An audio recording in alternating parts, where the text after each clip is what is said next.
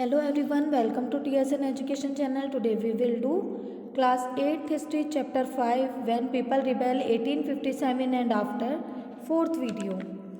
The recapture of Delhi, however, did not mean that the rebellion died down. After that, people continued to resist and battle the British had to fight for 2 years to suppress the massive forces of popular rebellion. Delhi पर recapture करना, फिर से अधिकार करने का यह mean नहीं था कि जो ये रेबलियन था ये एंड हो गया था. पीपल कंटिन्यू ब्रिटिशर से बैटल कर रहे थे. The British had to fight for 2 years. Britisher जो थे उन्हें कंटिन्यू 2 years तक फाइट करनी पड़ी. पॉपुलर रेबलियन, इस व्यापक जो विद्रोह, मैसिव फोर्स, विशाल ताकत को सुप्रेस करने के लिए, दबाने के लिए ब्रिटिशर्स को कंटिन्यू 2 years तक फाइट करनी पड़ी. Lucknow was taken in March 1858. Rani Lakshmibai was defeated and killed in June 1858. A similar fate awaited Rani Avantibai, who after initial victory, Kheri, chose to embrace death when surrounded by the British on all sides. Tatia Tope escaped to the jungles of central India and continued to fight a guerrilla war with the support of many tribal and peasant leaders. He was captured, tried and killed in April 1859. मार्च 1858 में लखनऊ को पर capture कर लिया गया था. लखनऊ को अपने अधिकार में ले लिया गया था. जून 1858 रानी लक्ष्मीबाई डिफीट हो चुकी थी, हार चुकी थी. पराजित होने के बाद उन्हें भी किल कर दिया गया था, मार दिया गया था. सेम ऐसा ही रानी अवंतीबाई के साथ हुआ था. खेड़ी की विक्ट्री के बाद ऑल साइड से ब्रिटिशर्स ने उन्हें घेर लिया था और वे शहीद हो गई थी. तात्या टोपे सेंट्रल इंडिया के फॉरेस्ट में रहते हुए, इंडिया के मध्य भाग में फॉरेस्ट में रहते हुए ट्राइबल जो थे और पीजेंट्स के जो लीडर्स थे, आदिवासी और पीजेंट लीडर्स की हेल्प से कंटिन्यू फाइट करते रहे और कई गुरिल्ला वॉर जैसे छापेमार जैसे युद्ध भी उन्होंने किए.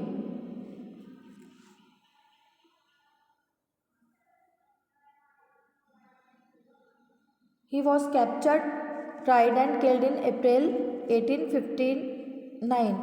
उन्हें भी कैप्चर किया गया और 1859 में उन्हें मार दिया गया.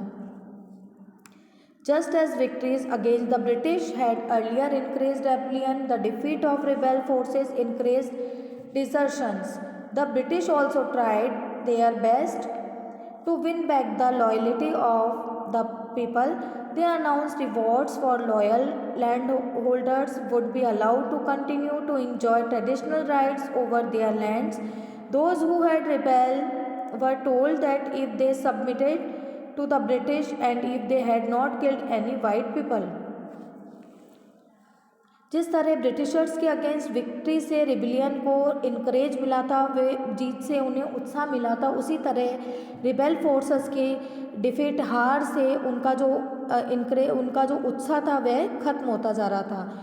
ब्रिटिशर्स विन बैक, फिर से जीतने के लिए पीपल की लॉयल्टी, विश्वास जीतने के लिए हर पॉसिबल ट्राई कर रहे थे. उन्होंने लॉयल जो लैंडलॉर्ड्स हैं, ज़मीन मालिक हैं, को रिवॉर्ड देने की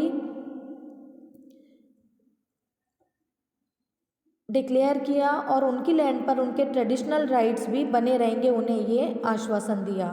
दोज हु हैड रेबेल्ड, जिन्होंने रिबेल किया था, उन्हें ये कहा गया कि अगर वो सबमिटेड, अगर वो समर्पण कर देंगे और अगर उन्होंने they had not killed any white people, अगर उन्होंने किसी भी वाइट पीपल जो ब्रिटिशर्स हैं उन्हें नहीं मारा है तो वे सेफ हैं. They would remain safe and their rights and claims land would not be denied. अगर उन्होंने किसी भी वाइट पीपल को नहीं मारा है तो वो सेफ हैं और उनके जो राइट्स हैं वो उनसे फिर से नहीं लिए जाएंगे, उनके जो राइट्स हैं, अधिकार सुरक्षित हैं. Nevertheless, hundreds of sepoys, rebel, nawabs and rajas was tried and hanged. इसके बाद भी 100 ऑफ सिपाहीज को, रिबेल जो विद्रोही थे, नवाब्स थे और राजा थे, उनको हैंग किया गया था, उनको फांसी दी गई थी। आफ्टर मैथ विद्रोह के जो बाद के ईयर्स थे, the British had regained control of the country by the end of 1859, but they could not carry on ruling the land with the same policies and more. 1859 के एंड तक जो अंग्रेज़ थे उन्होंने कंट्री पर फिर से कंट्रोल कर लिया था और पहले वाली पॉलिसीज़ पर लैंड पर कंट्रोल नहीं कर सकते थे। Given bellow the important changes that were introduced by the British, अंग्रेज़ों ने जो इम्पॉर्टेंट चेंज इंट्रोड्यूस किए वे इस तरह हैं। First, the British parliament passed a new act in 1858 and transferred the powers of the East India Company to the British crown in order to insure a more responsible management of Indian affairs. British parliament ने new act 1858 में पास किया जिसमें east India company के सारे जो rights थे British government को दे दिए गए थे।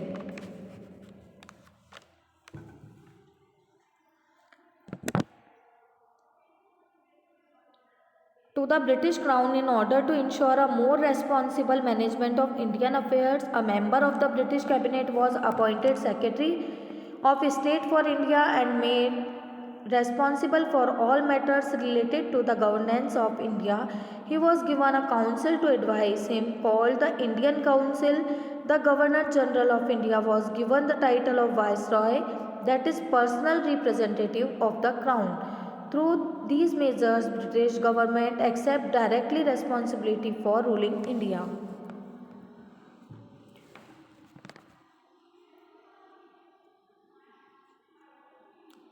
सारी जो पावर्स थी वो ईस्ट इंडिया कंपनी को दे दी गई थी जिससे कि भारतीय जो इंडियन अफेयर्स हैं उन्हें ठीक से संभाला जा सके। ब्रिटिश के कैबिनेट के मेंबर को इंडिया के सेक्रेटरी के लिए अपॉइंट किया गया था और इंडिया के गवर्नमेंट से रिलेटेड जो अफेयर्स थे, मैटर्स थे और मैटर्स की रेस्पॉन्सिबिलिटी उन्हें दी गई थी। उन्हें एडवाइस देने के लिए एक काउंसिल भी बनाई गई थी जिसे इंडिया काउंसिल कहा गया। इंडिया के गवर्नर जनरल वाइसरॉय, इंडिया के गवर्नर जनरल को वाइसरॉय का टाइटल दिया गया। उन्हें क्राउन का रिप्रेजेंटेटिव राजा बना दिया गया था, डिक्लेयर किया गया था। ब्रिटिश गवर्नमेंट ने रूलिंग इंडिया भारत पर शासन की रेस्पॉन्सिबिलिटी एक्सेप्ट की थी। Second, all ruling chiefs of the country were assured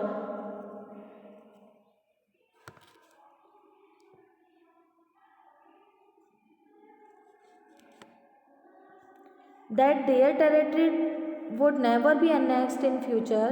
They were allowed to pass on their kingdoms to their heirs, including adopted sons. However, they were made to acknowledge the British Queen, their sovereign paramount. The Indian rulers were to hold their kingdoms as subordinate of the British Crown.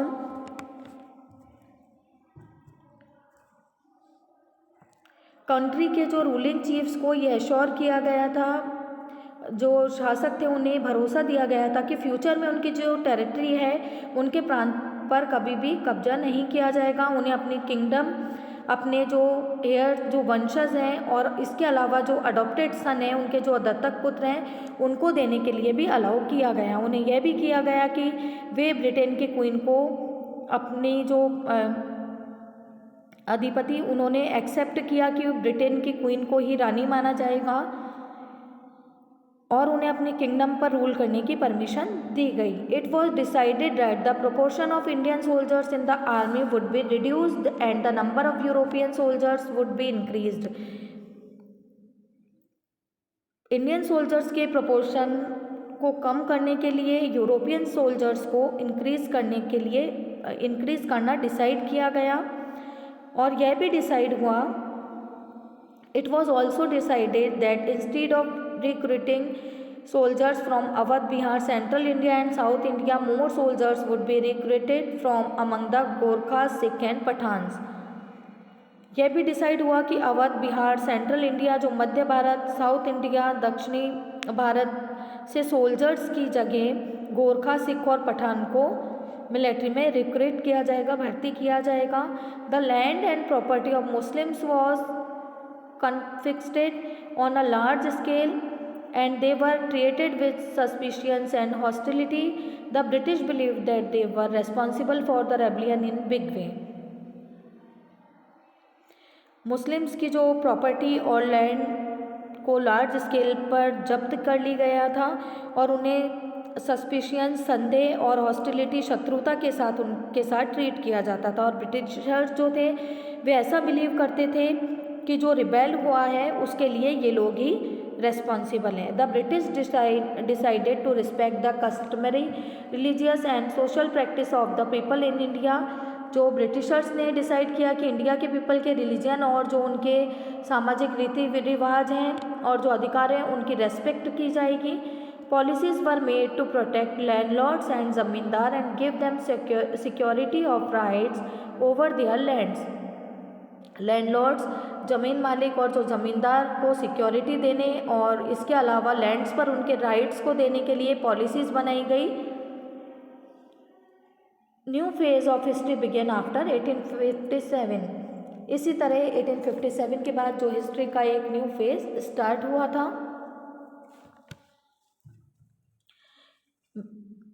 Main centres हैं ये revolts के।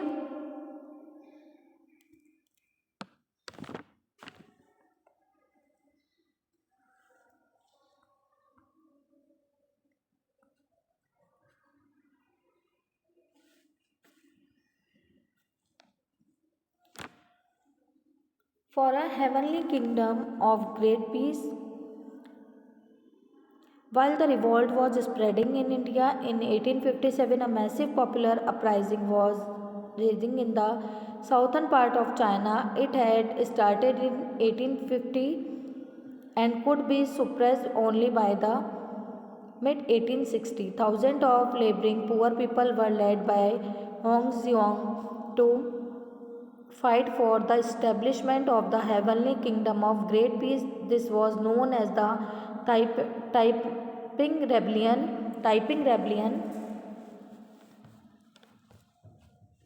Great peace, शांति के लिए, heavenly kingdom, स्वर्ग जैसा जो kingdom. 1857 में इंडिया में रिवॉल्ट स्प्रेड हुआ। उस टाइम चाइना के साउथर्न पार्ट में भी पॉपुलर रिबेल हो रहा था। यह 1850 से स्टार्ट हुआ और 1860 में एंड हुआ। होंग ज़िक्वांग के लीडरशिप में हज़ारों जो पीपल थे और जो पुअर पीपल थे, हेवनली किंगडम, एक स्वर्ग जैसे किंगडम की शांति के लिए उन्होंने फाइट की थी। इस रेबेल को ताइपिंग के नाम से जाना जाता है। Hong Xiong was a convert to Christianity and was against the traditional religious practice in China such as Confucianism and Buddhism. The rebels of Taiping wanted to establish a kingdom where a form of Christianity was practiced, where no one held any private property, where there was no difference between social classes and between men and women, where consumption of opium, tobacco, alcohol and activities like gambling, prostitution and slavery were prohibited. Hong Xiong ने जो Christianity थी उसे अपना लिया था, अपना जो religion था वो उन्होंने धर्म चेंज कर लिया था। वह कन्फ्यूशियनिज्म और बुद्धिज़्म के जो ट्रेडिशनल थे, जो चाइना में प्रैक्टिस की जाती थी, जो धर्म चलता था उसके खिलाफ थे। ताइपांग के रिबेल से किंगडम्स को इस्टेब्लिश करना चाहते थे। जो ताइपांग के रेबल्स थे, विद्रोही थे, किंगडम को इस्टेब्लिश करना चाहते थे और जहाँ क्रिश्चियनिटी की प्रैक्टिस की जाए, जहाँ क्रिश्चियन धर्म को माना जाए और जहाँ किसी भी पर्सन की प्राइवेट प्रॉपर्टी नहीं हो, ऐसा किंगडम वे लोग चाहते थे जहाँ ईसाई धर्म को माना जाए, किसी भी पर्सन की कोई प्राइवेट प्रॉपर्टी नहीं हो, जहाँ सोशल क्लासेस में मैन और वुमेन में कोई डिफरेंस नहीं किया जाए, जहाँ ओपियम, अफीम, टोबैको, तंबाकू, अल्कोहल, शराब और गैम्बलिंग, जुआ, प्रोस्टिट्यूशन और स्लेवरी, दास प्रथा पर पाबंदी हो। चीन में जो the British and French arm forces operating in China help the emperor of the Qing dynasty to put down the Taiping rebellion. चीन में जो ब्रिटिश और फ्रेंच आर्म फोर्स थी, उन्होंने ताइपिंग रेबलियन को एंड करने के लिए एम्परर की काफ़ी हेल्प की थी। चैप्टर कंप्लीट है आपका।